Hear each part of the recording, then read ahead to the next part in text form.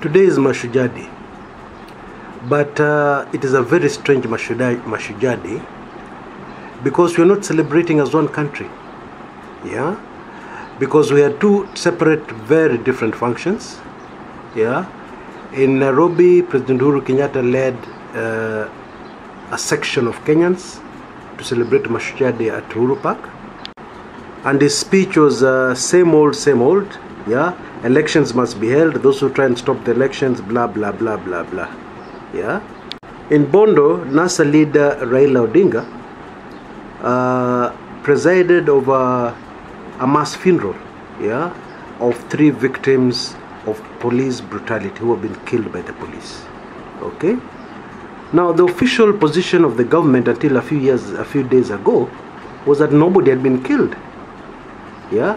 We even had a very interesting incident in Nyeri when the president and the deputy president, in fact, were at that particular function. It was a campaign rally. A building collapsed, and one poor Kenyan died. And what did the government? What was the official government position? Nobody died.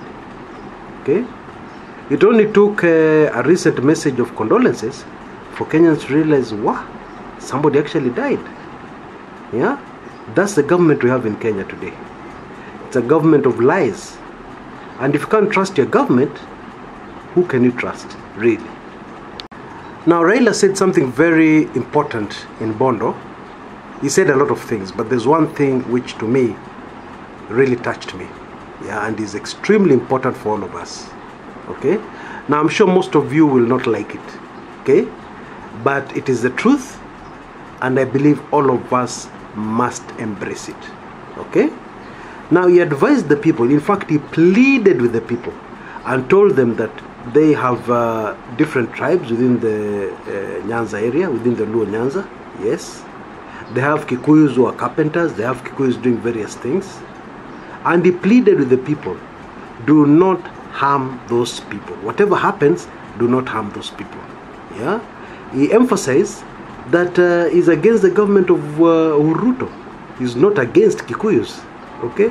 So, in fact, the whole aim is for Uhuru to go home. And when Uhuru goes home, he'll go alone. He'll not go with the Kikuyu community. Okay? Whatever some of the Kikuyu community people say or think, that is the truth. And he put it very powerfully. He said, the blood of the people is not on the Kikuyu community. The blood of the people killed by police brutality is on Uhuru Kenyatta. Yeah, it's not on the people, it's not on the Kikuyu people at all, at all, at all. Yeah. Now, I put it to you, the sooner Kenyans are able to make that separation, yeah, whatever Jubilee supporters tell you, whatever, you know, as I told you in an earlier recording, when people are sick, you treat them as such, okay, and they are suffering from a sickness brought about by an oath. Okay, I know most of you don't understand spiritual things, most of you will not believe me, but please take my word for it. Okay?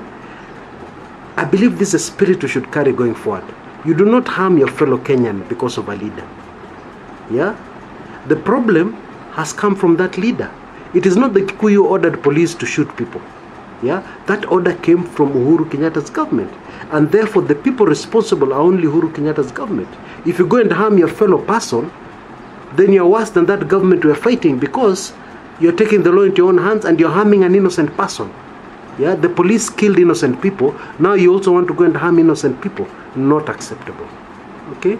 I think that was a very important message that I captured from Raila Odinga. In fact, he appealed to the people. He appealed several times. He even talked in the mother tongue, in the Luo tribe, in the Luo. Yeah? And appealed to them, please, please. Yeah? Those people are not our enemies. Yeah? They are part of one nation called Kenya. Now, I know some of you may be listening to this and you're just saying to yourself, what's Chris talking about? I mean, this thing is going to be over soon, yeah? Whether there'll be elections or not on the 26th, things will happen quickly, quickly, quickly. By the end of the year, this thing will be sorted out and business will be back to business as normal. Oh, well, I have some bad news for you. A lot of us have prepared for a sprint, yeah? This is not a sprint. It is actually a very long marathon. Okay?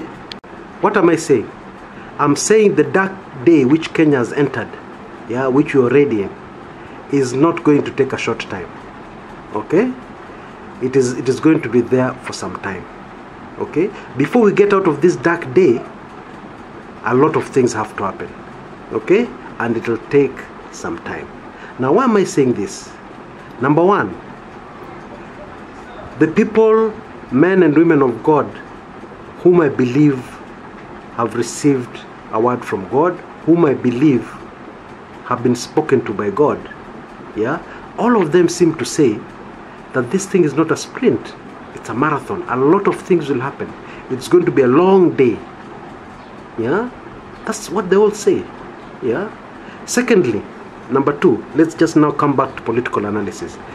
The way the cards are on the table, a quick solution is not anywhere in the horizon. Now, I'm not wishing that this thing goes on for long. It is not me. It's not Chris Kumekucha wishing for it. And it's not Chris Kumekucha praying for it. I'm just giving you reality. Because I believe a lot of you come to this channel for reality. You don't come to this channel for things which are not there. You don't come to this channel for me to make you happy. Okay? This is going to take some time. Okay? And the reason why it's going to take some time is because the way the cards are on the table is very tricky. The country is divided right down the middle. Okay? And then we have the government which refuses to see. You know, it's not very easy to make a blind person see. Yeah? Now, it is even harder to make somebody who has made themselves blind to something to be able to see. It is very hard. You know, just study human nature. It is extremely hard. Now, what am I talking about? I'm talking about Jubilee government, yeah, which has heard what Chebukati has said. He has said he cannot guarantee a free and fair election. The same government has heard what Rosalind Akombe has said, that the commission is divided into two. Yeah, definitely the majority of the commissioners are favoring one side. Yeah, they have heard that. Okay, and they have privileged information from so many other sources. Yes, that tells them it is not possible to have a free and fair election acceptable to the majority of Kenyans on the 26th. It is just not possible. But they refuse to see it. They insist we must have elections. We must elect, whether you like it or not. Elections must be on the 26th. So with that kind of atmosphere, this thing is not going to end quickly. Because at least if the Jubilee government would see, then I would guarantee you or tell you this thing will end quickly. Kwa sababu ni rahisi sana kukaa chini msikilizane. But if the government, that is the stand of the government, even if Uhuru and Raila sit down today to talk, do you think they'll agree? Do you think they'll find some middle ground? Well, let me not be a pessimist. Let's wait and see what happens. Yeah. But that is my analysis of the way the situation is, the way things are right now as I speak. Now, to make it worse, Kenya is a very valuable country to very many other countries of the world. And I'm not just talking about our neighbors here in the Great Lakes region. I'm talking about internationally. Kenya and Nairobi is everything. All the major aid work, volunteer work, emergency work, all of it is done from Nairobi. Okay? Nairobi is the heart, the nerve center of everything that is being done all around us in the region. And therefore, if something goes wrong in Nairobi, it affects hundreds of millions of people. Okay? And therefore, a lot of these international people are quite rightly very nervous. Yeah? And what they want is a quick solution. Tumalizane na hii maneno haraka, things go back to normal. Okay? But that's not tenable at the moment. That's not possible. Okay? So my advice to you, we're in a dark day. It's going to be a long night. So prepare. Okay? Now, when you're out there in the cold and it's going to be a long night, what do? You look for blankets, you look for a heavy coat, you look for a comfortable chair to sit on under the circumstances. Yeah? You position yourself where the wind will not come straight into your face. Yeah? You do a lot of things. So as Kenyans, prepare for a very long, dark night. Now we'll take a short break. When I come back, we'll look at the other things which are going to surely happen in the days to come, yeah, and how we can best prepare ourselves. Okay, I'll be back in a bit.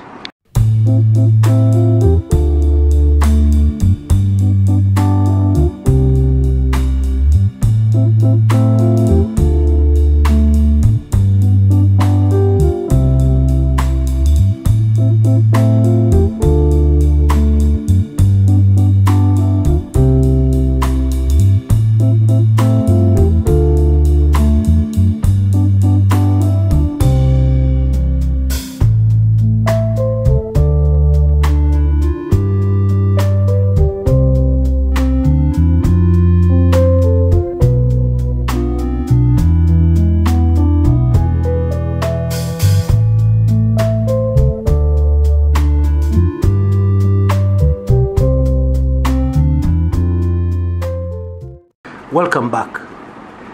Now, one of the most dangerous things in Kenya right now, because there are a lot of things happening, yeah, and it's important that we understand where the danger really is. Okay. Now, I've shared with my Club 1999 members a very sensitive report, which talks about one source of danger, a very major source of danger, that is going to cause serious problems in our country. Yeah. But here I'm not talking about that one. I'm talking about another source of danger. Yeah, and it's something which is simmering, yeah, and everybody should be able to see it. In fact, I've mentioned it briefly in a previous recording, yeah, and this danger is something called hungry people. Watu ambao wako na njaa.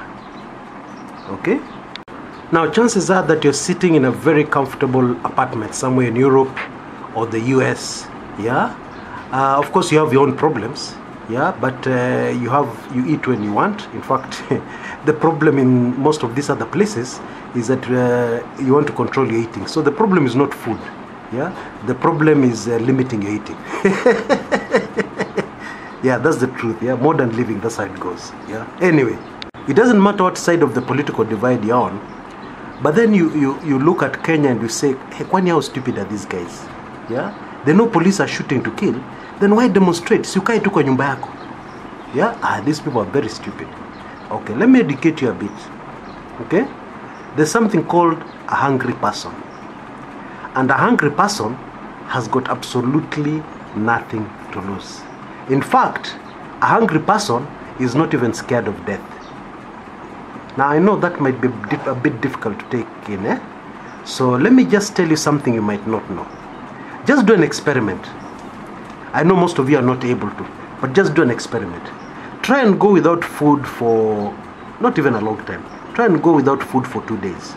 The world around you, no matter how good, no matter how enticing, no matter how whatever, just changes. Okay?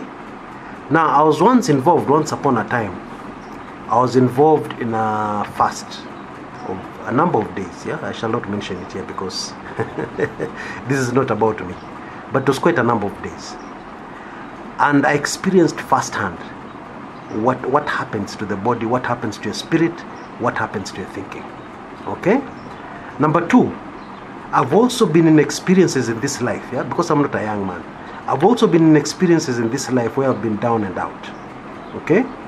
And where you're in a situation whereby you have missed a meal or two, and you have no idea where the next meal is going to come from. Okay? So I think I'm in a position to imagine more, yeah? But the truth is, a hungry person is very dangerous. Now, why am I saying all this and why is this relevant? Those of you who already don't know, there's been no meaningful commercial activity in Kenya since the 8th of August. So from the 8th of August, mpaka 8th September, that's 1 month. From the 8th of September, mpaka 8th of October, that's 2 months, yeah?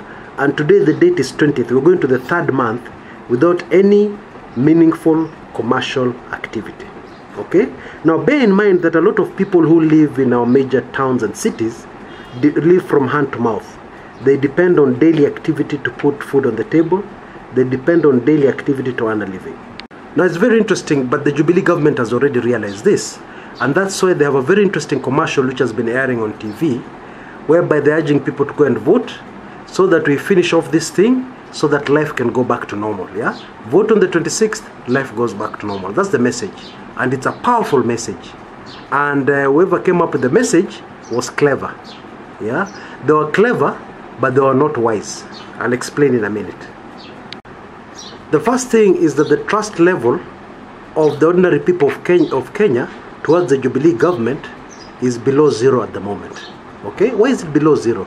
It is below 0 because of what Kenyans have witnessed since the 8th of August. Okay? In the heat of the campaign, we have had a president who has completely removed his presidential cloak and worn instead one which portrayed him as somebody campaigning.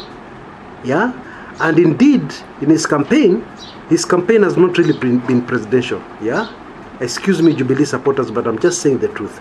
His campaign has not been presidential. Okay? His campaign is more or less the kind of campaigns we used to see in the 70s and 80s, MPs carrying them out, legislators. Yeah, his kind of campaign can even be compared to the old campaigns we used to see councillors. Councillors are the predecessors of MCAs today. Yeah, those are the kind of campaigns we have been seeing. Yeah, from the Jubilee side. Now, what am I talking about? Abuses. Yeah, constant referral to one Raila Odinga. Yes. Calling Raila Odinga names, calling the opposition people names. Yeah, indeed, one of the chief campaign people, very senior person in that campaign team, William Ruto, when he opens his mouth to campaign, what he's really doing is he's insulting, and that's what has come across to the public. Insults. Yeah, so it has been a government of insults. Okay, and then the same government has ordered policemen to shoot innocent children, to shoot innocent people. Okay, so just think about it for a moment, because the people down there are may not be very clever, or so you think, but they're also not very stupid. Yeah. Besides, trust is more of a thing of instinct than anything else. Yeah, brains are not so much into it. Of course, they're involved, but it's mainly instinct. Yeah. So, what do the instincts of the people down there who are being appealed to tell them? They tell them this government, yeah, has killed people. In fact, even, for example, the murder of Chris Msando is still unsolved. Yeah, this government has forced people to run for their lives. Yes, I'm talking about Miss Akombe, Rosalind Akombe. Yeah, and now they're telling us to vote on the 26th, so that after that life returns to normal. First of all, my security is not guaranteed when I go and vote. Yeah, because trust issues. Do I trust this government that there'll be enough security for me to go and vote? That's the first question people ask themselves. Okay, etc., etc. So the long and short of it, it was a very clever message, but the people constructed it should have looked deeper at what is happening in Kenya. Yeah, but it was worth a try. Yeah, I congratulate them. It was very clever. Okay, but clever is not always wise. Yes, you can be very clever, very clever. And you see, clever people sometimes focus on short-term gain rather than long-term. Yeah, so you can be very clever, you make a lot of money on the short term. Yes, but then wisdom kicks in. What will happen in later years? Yeah. Now, for instance, we have commissioners at the IEBC who are leaning towards one side, and they're being clever. Maybe some of them are making a lot of money from what they're doing. We also have another man called Chiloba. Yeah. He has been that guy has been very smart, very clever. He's played his cards very right, very correctly. Yeah, I understand he has amassed quite a bit, including a very nice V8, brand new V8 vehicle he got. Yeah, these are all things we read in the media. We hear them in the gossip mill. Some of them maybe are true, some of them are not true. But the long and short of it is that he has gained. So he has been very clever, but he has not been wise. Because he mentioned in a statement yesterday that he has got a 2-year-old child. Yeah, I'm looking down the line, maybe 10, 15 years. 10 years is not a long time, down the road.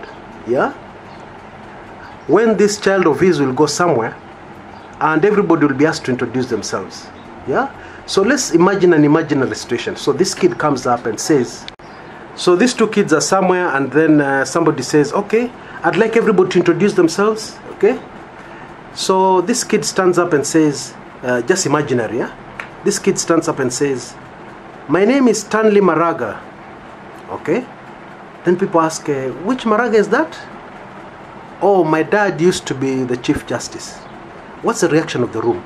Respect. Yeah? Even the way the kid is treated. This is Maraga's son. Even people can whisper.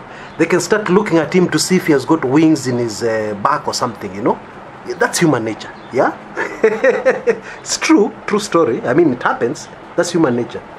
Then the next kid stands up and says, my name is John Chiloba. Which Chiloba is that? Oh, my dad used to work for the IEBC. You'll see everybody just bending his head down. Guys are just bending their head down. Okay. Yeah, next boy. You see what I mean? You're condemning your family. You're condemning your children to your short-term gain. Yeah? That's why I always tell you, do something that will stand the test of time. Yeah? Now, some people say, or they think I'm very brave. I'm not. I just normally sit down and I think and I look at my kids and I say, if I stay safe right now and I do nothing and I enjoy my life as best as I can under the circumstances, what will happen to these kids? Or even not my kids, the kids over there. I just love kids, yeah? I look at other kids playing out, they're very hopeful. Kids are just kids. If you look into their eyes, there's hope. They have dreams. Yeah, you ask them, what do you want to be when you grow up? I want to be an astronaut. The aim, we don't even have such a profession in Kenya. But you see, they have high hopes, they have high ideals, yeah? And then, now what you want to do, you want to make sure that you kill their dreams, you completely destroy their future. Now, when I think of things like that, and maybe I've been scared recently, maybe I've received a threat or I have to do a very sensitive recording, it normally encourages me to do the recording. Because I know what I'm doing will stand the test of time. Okay? So think very hard. Even if you are a commissioner right now at IEBC, think very hard what you're condemning your family to. Yeah? Because the regime you're serving will not be in power forever. That one is guaranteed. Yeah? Even if things just go haywire, yeah, let's say things go according to how you want, yes, okay, fine, who is re-elected, 5 years is a short time, yeah, then there'll be another election. Let's say even those ones Ruto is elected, or let's say he makes himself a life president, yeah, the man is mortal, yeah, after another 30 or 40 years he'll no longer be in power, yeah, maybe you don't care what will happen after that, yeah, you just care about yourself, you don't care about your children, you don't care about your grandchildren, so maybe we should not have this discussion with you, yeah, because if you don't care, then how can I make you understand my point? Anyway, that is the situation we have in Kenya today. I've been doing a lot of work behind the background. It's been taking up a lot of my time, preparing a very special recording of how to thrive in chaos. Okay? Now, I'm going to release it very soon, and I hope it will be useful to a lot of us Kenyans who are in Kenya, yeah? So that we can be able to prepare ourselves for the very long night ahead of us. Of course, if I end up being wrong, which is possible, I'm a human being. Of course, if I end up being wrong, if I end up being wrong, and the night is very short, and everything goes back to normal very, very quickly, I'll be the first to rejoice. Yeah, it'll be nice. But you imagine you don't prepare, and I end up being right, and the night ends up being very long. What are you going to do? It's going to be tough. So the recording is going to focus on how to thrive in chaos. How, like if you have a business, how to re-engineer your business, readjust it, so that you can be able to continue with your life, doing your work, even as this chaos around us continues to unfold. Okay? And I trust that it will be very helpful to a lot of people. Okay? So folks, good people, prepare yourself for a long night. A long night of terror and horror. I'm not scaring you, just brace yourself. When you brace yourself, it will be less terror and less horror. Because whatever happens, you'll expect it. Yeah? That's how I reason. Okay? And most of all, don't be scared, I told you. The only thing to fear is fear itself. Yeah? And there's something more you can do. Yeah? Save a life. Save as many lives as you can. Yeah? Because you have a bit more knowledge, you know what's to be expected. You know we live in dangerous time. If people can move, get them to move. Yeah? If you can write letters and petitions to powerful governments to intervene in the Kenyan situation sooner rather than later, yeah, do that. Do your little bit. Do whatever you can. All for a better Kenya. Okay? And when you feel tired, when you feel discouraged, when you feel you're too small and there's nothing much you can do, remember the example I gave you. Yeah? How would you like your kids? How do you like the reaction to be when your kids are introduced 10 years from now? Maybe even when you're no longer on this earth. What kind of reaction would you like when your kids or your great-grandchildren are introduced? Yeah? And somebody says they are so-and-so. Yeah? Just think about that. Until next time, this is Chris Kumekucha.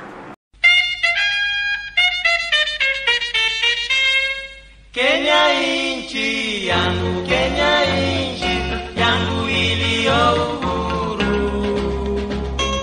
Inchi iliyo uhuru, toka sasa mpaka milele. Kenya inchi yangu, Kenya inchi yangu naishelea. Katika maisha na nguvu zangu sote, Kenya inchi yetu. yetu Kenya nchi yetu ya kibinadamu.